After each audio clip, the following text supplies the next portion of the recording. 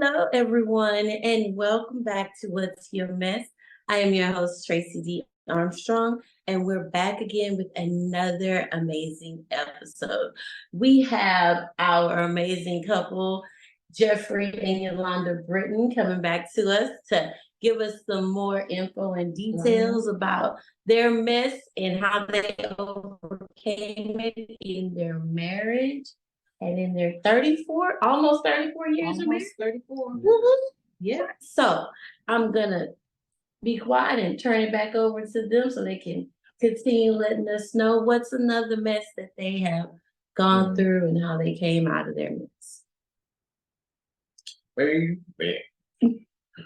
Well, let's disappoint the people. Because, as a couple, we really haven't gone through a whole lot of mess. I don't know if it's because of how we communicate with each other. We have had some disagreement. But we learned at an early stage in this journey to have a meeting place. Oh, yeah. Where we can talk out our disagreement so that it's not something that lingers and grows and turns into something major. Because, if you don't deal with the little things, they'll keep nagging and nagging, and all of a sudden stuff starts piling up. Mm-hmm. Right. So we agreed to deal with it when we first recognized it. Mm-hmm. And our meeting place was at the dinner table. Correct. So if either one of us had an issue or something that we felt like needed to be addressed, we would say, let's meet at the dinner table. Even with the kids. Even with our children. We were teaching them certain things and we felt like they were getting out of hand. Everybody knew. Once we came to the table, it was serious. It was a serious event. And we would talk it out. And everybody would be free to express their thoughts, their feelings, their opinions. We would listen. May or may not agree. Sure. So we just kept doing that, and that has kept us out of a lot of sticky situations. Because we have decided to make this a point of communication where everything was on the table. Nothing would be held against one another. It was just each of us expressing how we felt. And sometimes we will say something and the other person may take it a different way. So that might be an opportunity to explain, well, that's not what I meant. Right. This is the path that I was leaning toward. This is my train of thought at that time when I made that statement. Mm-hmm. So once we say what we had to say and we get clarity, life gets smoother. Mm-hmm. So like you say, y'all meet at the dinner table. Can y'all share an example of a time when y'all have had to meet at the dinner table? One thing may be dealing with finances. Okay. If she felt like, man, you blowing a lot of money. You spending money on things we don't really need. But being a man of the house, once I saw something needed to be done, you would just do it. I would just do it, get it done. And mentally, how did that make you feel? Because I figured I could wait and get it on sale. I could wait and get it on a discount. I mean, it wasn't like it was major, right now we gotta have it. Mm-hmm. But in his eyes, it was, let's get it done. Mm-hmm. He became the fixer. And I was like, so I got to a point that, I'm not telling Jeff that because he just gonna run take care of it. I'll look and see and scour the internet or different websites, and I'm gonna get it at a discounted rate. Mm-hmm. And so early on, we talked about it, and I would always say I was a producer and he was a consumer. A producer is somebody that gets something and holds on to it. Mm-hmm. A consumer is you get it and you use it. Mm-hmm. And that was Jeff. He was always, we'll get more. And I'm like, oh my goodness. Mm-hmm. So yeah, it was definitely early on. And still sometimes now he'll get something and I'll be like, even though we making our own money, we was at a stage where we needed each other to make this journey work. It wasn't all because I'm a man, I'm taking care of everything. No, we didn't have that mindset. I had a certain set of bills I would take care of. She had a certain set of bills she would take care of. And if I saw a need outside of those bills that I took care of, so by the time the bill came up due, I was short. And she'd be like, what you do with your money? So you're like, hey, I just took care of this issue that wasn't in the plan. So we had to go through that stage for a while of where the money was going. If I was spending, in her head, I'm just spending to be spending. But in my head, I'm spending to take care of issues so that it won't become a bigger issue. Or if I saw something, I'm like, man, that would be nice if we had a patio. Not like he said a patio, a whole patio. Okay. So mindsets were different. So like you go out and you had a thought, okay, we need a patio. It would be nice if we had a patio. Right. That's your mindset. Right. And then your mindset is we don't need another room. We are fine. We don't need another extra space. We don't have to have it. And because it was more than just a covered patio. I ended up closing it in with windows, putting in the air conditioning, and covering up the roof and insulating the walls. Maybe I went a little further than she was expecting. Yeah. It started off being a screened-in patio. Well, first it was just a covered patio. And then he said, hey, let's put some screen up. I said, we don't need to do that. That's going to only draw more people. Oh, that's okay. Yeah, I'll just do screens. And then he found a window that we just had. I don't know where the window came from, but he had a window and he was like, oh, I'm going to put this window in. One window turned to two windows. Then he called me one day and he was like, hey, they got windows on sale. I was like, oh, we okay? We don't need windows. And he showed up. So now there's a total of 10 windows on the patio. So it's no longer a screened-in patio, it's a sunroom. Our added room. Yeah. okay. So let's pause there. Yes. Because in a marriage or in a relationship, if your mindset, your mentality about spending is different, which causes the emotion to be, you have the emotion of, hey, it's something that I saw, that's what I wanted, and your emotion was like, we don't need this. So how did y'all handle those differences? So did you just sit back and say, okay, just do your patio? Like, how did y'all work through that? Because obviously there was a disconnect in desires. Right. So that's when I was spending the finances that I was bringing in. So when it comes down time to pay a bill, I might be a little short because I took the money that I probably should have paid on bills and did an extra project. So now it got done.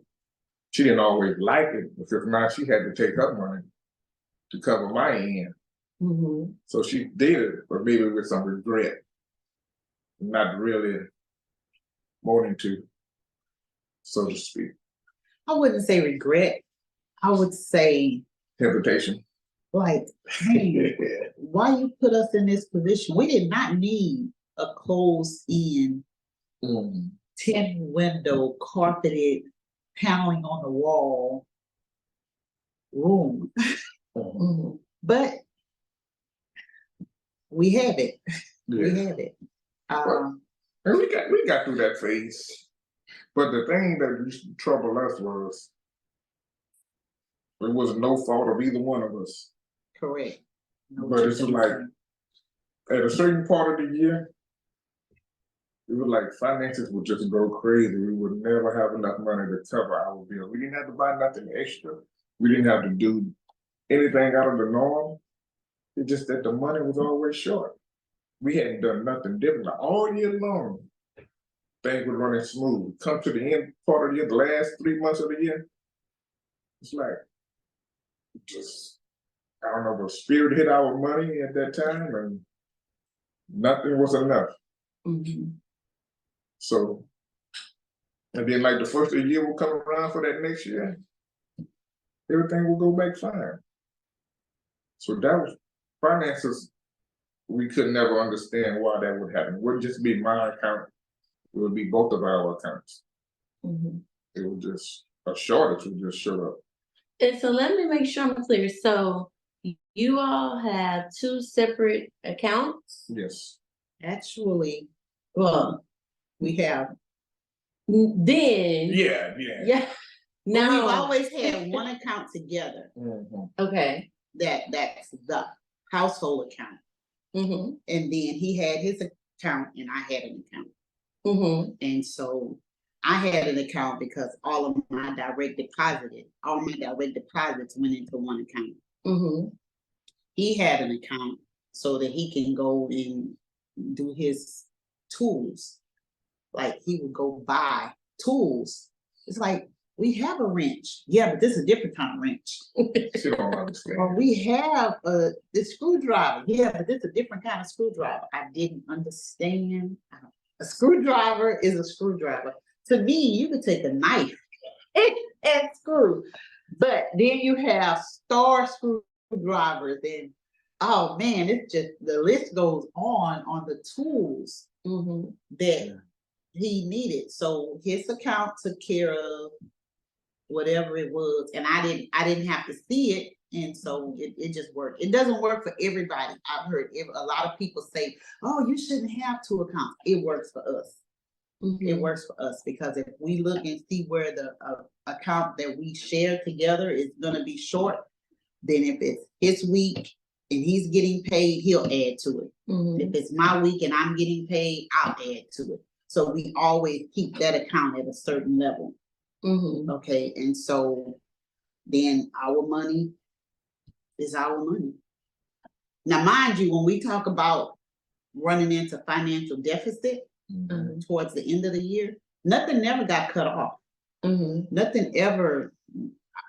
It was just like, why don't we have extra? Mm-hmm. Okay. You know, what is the problem? I remember having nightmares for years towards the end of the year, like, oh, they coming to take my house. Mm-hmm. But we never missed a house note. Mm-hmm. It was just things were tight. Mm-hmm. Things were tight. And so how many years do y'all think that happened? Several. Yeah.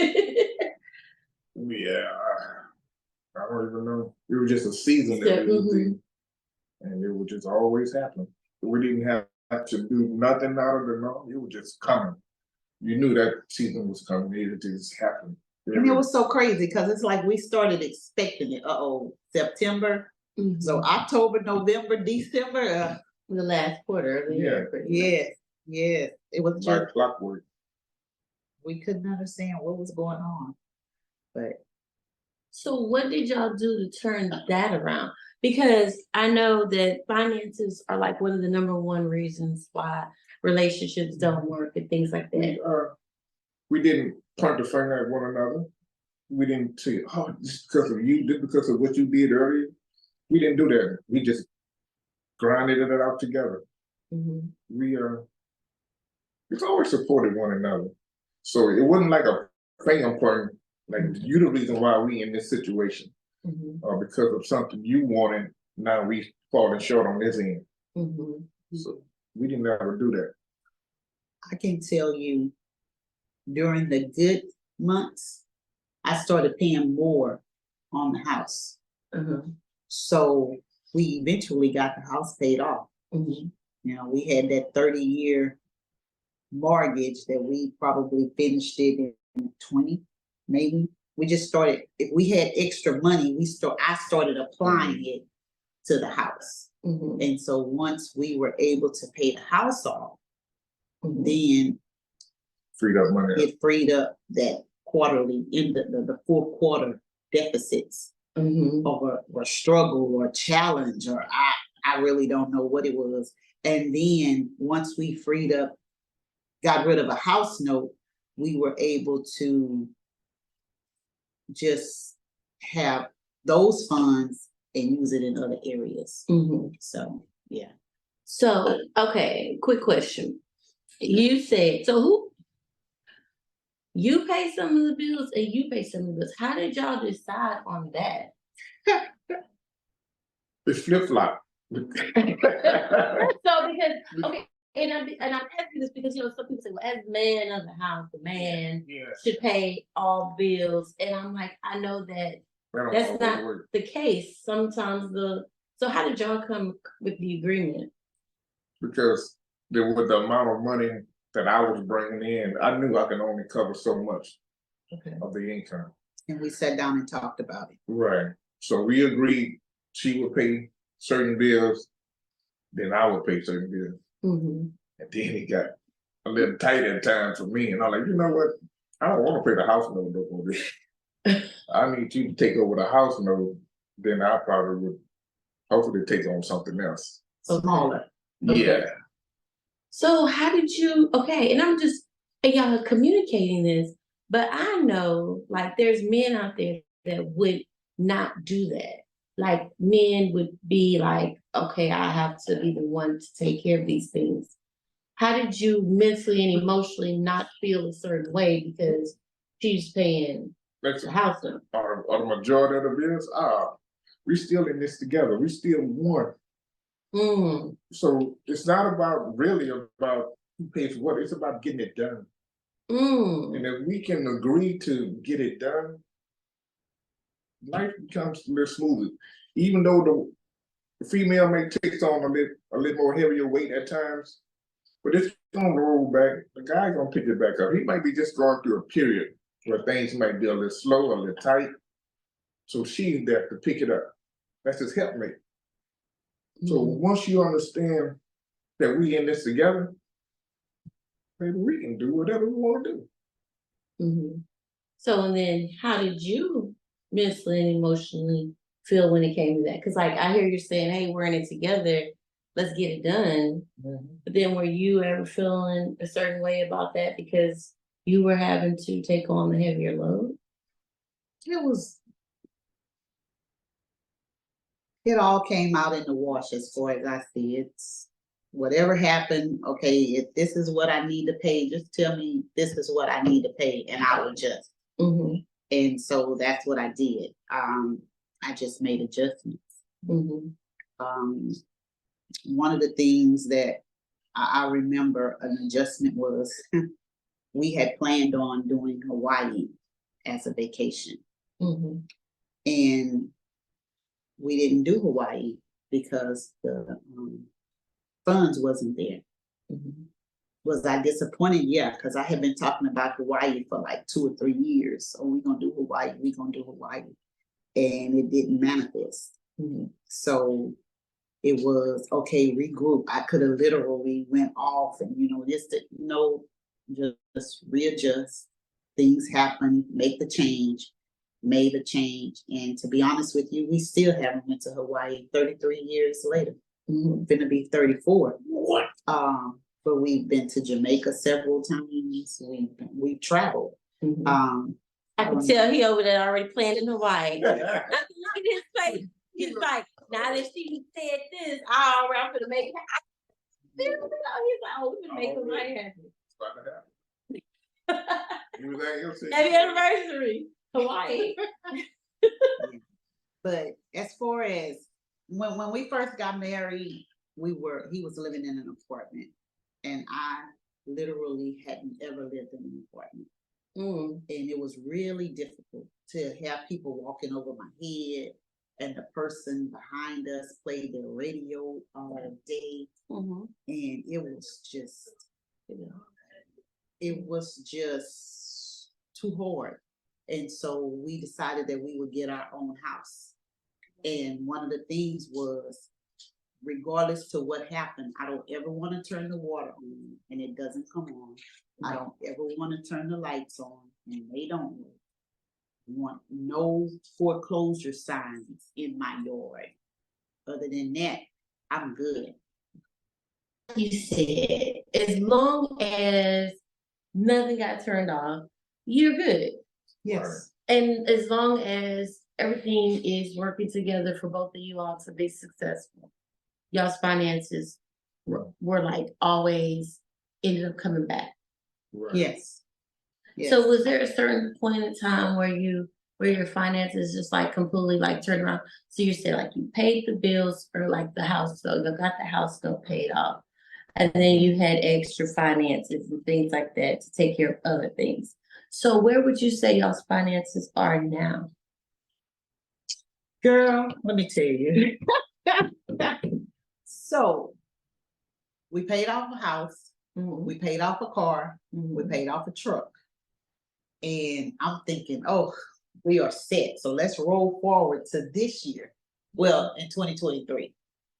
So in 2023, I drive up to the house and my husband standing in the street, Okay. dancing, just having his stuff a ball.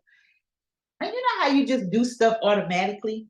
I pull past the driveway, put my car in reverse, and get ready to reverse into my spot in the driveway. And there is a car in my spot. And I'm like, who in the world parked in my spot? So I pulled back out the driveway and I was like, hey, dude, who in my space? And he said, oh, that's our new baby. I said, who had a baby? Well, where would we get a baby from? Mm. My husband decided that he wanted or needed a new car that had a note. And he did And this so- without asking. Ooh, So how does that work? Surprise, surprise. But like that's a big expense, right? Yeah, it is. So how do you so like with relationships, Well, at this point, money is, to me, it's not an issue. We paid off everything. We really didn't have nothing. I had credit cards, but most of everything else was paid off. And instead of constantly saving this money, I went out and bought another vehicle. Mhm, Not because of a need. Sometimes you just want stuff. mhm. And I went and got what I wanted. Okay. And how does that make you feel? like, oh my God, who's paying this? Who's paying for it? And he's like, oh, I got it. I'm like, you sure? So I don't have to worry about a note. You got this. He was like, oh yeah. At this time, he's making overtime. It's fine. My Yeah. money's gonna still be my money, and he's gonna take that, and it's gonna be his. And I was like, oh, okay, get it out of my spot. Oh. So that was you That made a was decision. April Fool's Day of 2023. But what would y'all's suggestions be with relationships? Would you suggest making big purchases like that or would you say like communicate? Not if you don't have the means to do that. Okay. Okay. Yeah. Okay. So Because at this time, our income is good. We now own rental properties, so we have extra money coming in. Mhm. Everything is paid off. So I'm thinking, hey, this shouldn't be a stressor Mhm. because I have this money coming in and I'm making more money than I ever made. Mhm. I'm in a good space in my life. Mhm. We doing good, eating good, and might be around good. Okay. So, now, and that was part of my dream from the beginning. Okay. Because when I say from the beginning, I think back to when we were sitting in our backyard one night and we was writing down our plans for our life, what we wanted in our house, what type of vehicles we wanted to ride in. And so we got the house, we didn't add it on several times to the house. The house is almost double than what it was when we originally bought it. Uh-huh. We just hadn't bought the luxury vehicle. We always bought vehicles, but we hadn't bought the luxury vehicles. And that was on our original list. So I feel like we was in a good spot. put a pin right there. Put a pin right there. So one day I get a call from this guy and he said, hey, I want you to come and pick up your car. I said, I'm so sorry, I don't own a car, I have a truck. Click. And he called right back. He was like, excuse me, but you have a husband named Jeffrey? I was like, oh my God. Mm. I was like, yes, I have a husband named Jeffrey. He was like, yeah. He told me he would get this car if I could get you to come pick it up. I need you to be here by 6 o'clock. I said, oh, well, we won't be getting that because I don't get off until 6:30. Well, can you be here by 6:30, 7 o'clock? I'm not sure. I'm really don't need a car, so I'm okay. He was like, oh, Miss Brittens, it's so nice. You really come, I'm gonna sit here, I'm gonna wait for you. And if you just come, I said, look, I gotta find somebody to bring me there because if I drive a vehicle, I can't drive another vehicle away. Why? Did he get rid of the truck? Oh no, he didn't trade anything in. I'm like, okay. So to make a long story short, I got there by 8, a little after 8. And the guy takes me to this car. And I'm like, this cannot be my car. He was like, why? I said, because it's not even a color that I like. I want a blue color. And he was like, oh, Miss Brittens, this car don't come in blue. It's like, what in the world? Why would my husband do this? Why would my husband see this car and think I want it? He never saw the car. He called on the phone and ordered the car for my birthday. Yeah, me. So he wanted to surprise you with the car for your birthday. Yeah. And so he was so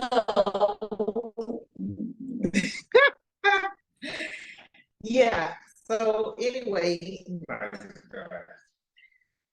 so mentally, you're thinking no. I can see that was So every time it pretty much boils down to who's gonna pay for it. I'm sorry, you said. oh, is it gonna come out of my own? But is that your first thoughts whenever he's making those decisions? Oh yeah. Yes, ma'am. It definitely is. So he surprised you for your birthday with a car. That was the second or the third car that he had surprised me with. One other time he told me to pick him up from an address. And when I got to the address, it was a dealership. And they were driving this car off the showroom floor. And I'm like, he just standing there smiling and cheesing. And I'm like, what in the world? So emotionally, that makes you happy. Yes. It makes you happy to be able to buy stuff for her. Yes.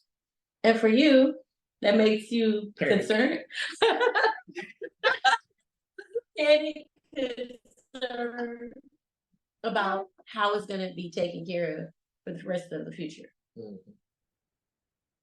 Yes. Yes. That's one of my main concerns is how are we gonna pay for this? How is this going to be paid for? That's my thing. We've never had a car repossessed. We've had vans and we've had, so yeah, it's. So for our listeners and our audience out there, this is the question. Because finances are a lot of times a struggle for people. Especially when you're putting people with two different types of mindsets about finances together. You said correct, because consumer, when he sees producer, something, he wants it, he's gonna get it. When I see something I want it, I'm gonna wait for it to go on sale. But will you eventually get it? Possibly. Or maybe not. Sometimes. And then you probably might get something and you don't ask because you know that she might say no. So that means it's on me to take care of it. So what would you tell the audience who may have these types of situations when it comes to finances and communicating? Because that sounds like that was important. You did something, she didn't necessarily like it, but like you said, you responded a certain way. Like, who's paying for this? If you have the finances in place, now that's not something we could have done early on. Maybe the first 2 or 3 years were good. Probably by the 5th year, that's when we started realizing, oh, wait a minute, towards every quarter, things starts looking shady. So if you have the finances, and my thing is, okay, I have the finances right now, but what is it going to look like up the road? His thing is, we got the finances right now, let's make it happen, and we'll take care of the finances up the road. Right. And it's like, Really, I've so we have learned to say, okay, that's obviously something that Jeff wanted. Is it going to cause hardship in the house? Is it going to be a hardship? Most of the time, not. I would say 95% of the time, it's not going to be a hardship. I just like seeing my money grow, my numbers grow. Whereas if now I've taken a decrease because Jeff went out and bought this car, but is anything lacking? No. I mean, so if your finances, what I would tell somebody is, if your finances is not in place, don't go out and buy something. I don't even care if it is on sale. If it's on sale and you still can't afford it, don't get it. Don't struggle. When you struggle, you make it hard on the house. Because mind you, we still had kids that we had to take care of. This car that he just bought, you know, we've gotten our son through college and everybody's doing good, but yeah, my main concern was not losing anything, not having anything turned off, having some money set aside. And you can't say I'm saving for a rainy day because you don't know how long it's going to rain. So you can't say, oh, I'm comfortable if we have $500, or oh, I'm comfortable if we have $2,000, because you don't know what's going to happen. When I came out of the hospital, I had over $1 million bill. And so you have to, with finances, it takes lots of communication. And so, like I said, whatever Jeff gets, whatever Jeff does, we sit down and we say, okay, so now what's the plan for paying for this? What's the plan for it? And should it be at the beginning before we got it? Most of the time I would say, oh, well, now we don't need to get that. We don't need, my mind is locked down like, oh no, we don't need to. But once he get it and he come in and say, now look, Londa, we can do this, this, this, and work. So do you be coming up with a plan like, so, cause you know she's gonna ask, what's the plan? Or I have a basic idea that's the amount of money that we have coming in. So I don't see making this purchase gonna affect the finances in such a way that it's gonna derail the house. It's gonna derail the house. So even if something else came up, even at this stage, we good. So paying the note on the car never was an issue. I never said it was an issue. I said that was money we could have still been stacking. So, but you're stacking money, right? For to do what? He's like, what? They stacking go buy stuff. But because you have it now. Right. But when you didn't have it, right, you didn't purchase something this large of a okay. We would get stuff, but it wouldn't be on this level. A new car to me is a new car. So it didn't matter. I'm trying to think. Have I ever had a used car coming from Jeff? No. I've always got a brand new car. And it's like, it don't have to be brand new. If there's for people out there that's like, oh my gosh, are you complaining that there's a brand new car? Yeah. What's wrong with this Negro?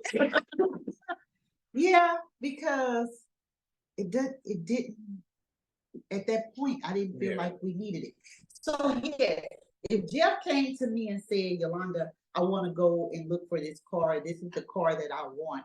I would have definitely tried to come up with reasons to talk him out of it. Okay. And he knows that. And so therefore, he just does it. He just does it. And then he'll come in and he'll say, okay, so look, I'm making this.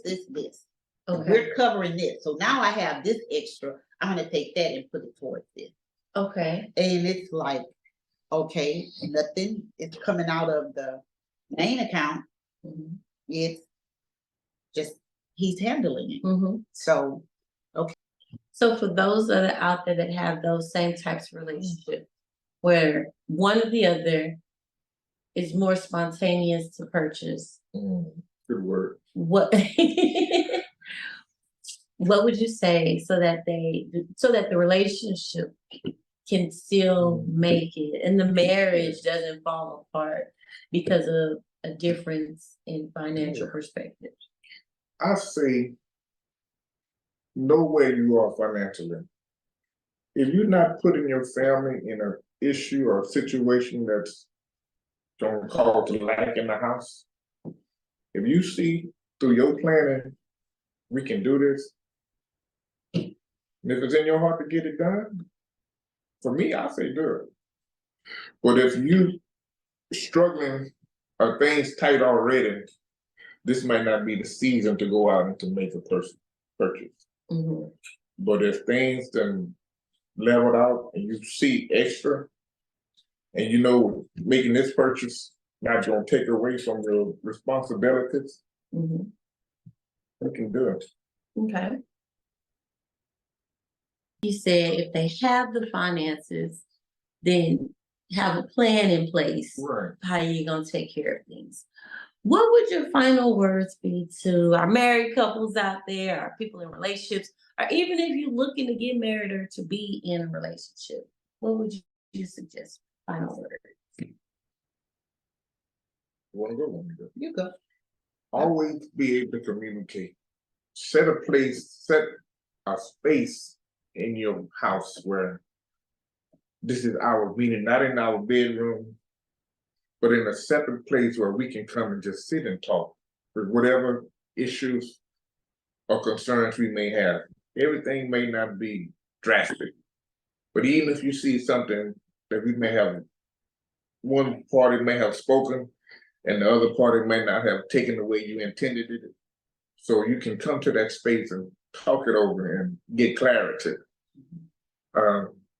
And finances, you know where you are. You know what you can do. Don't overextend yourself. Work within your means. Yes. Now, if you have the resources or the availability to splurge a little, to go out and do a little extra, surprise your mate or your partner. Do something nice for them. But at the same time, know that your main focus is to take care of the home, to provide for the family. And once you take care of that, everything else will just fall in place. Even in these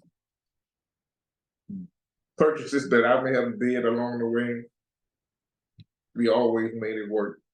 She always enjoyed whatever the purchase was. She may not have liked it in the beginning, but she always enjoyed what was given. And nothing has ever been foreclosed on or repossessed. Sure. And we find nice stuff now. And so I would say, especially to married couples,